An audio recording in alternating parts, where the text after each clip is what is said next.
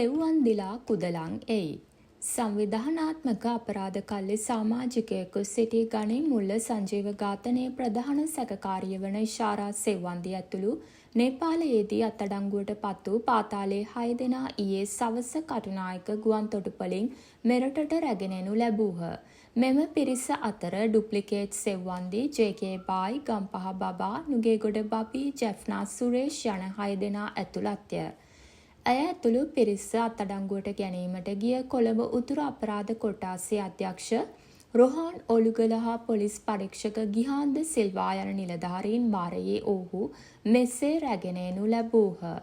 ඊයේ පස්වරු 6:52ට පමණ එම පිරිස රැගෙන එන ලද ශ්‍රී ලංකන් UL 182 දරණ ගුවන් යානයෙන් මෙරට පොලිස් නිලධාරීන්ට අමතරව නේපාලයේ පොලිස් නිලධාරීහු කිහිප දෙනෙක්ද පැමිණියහ.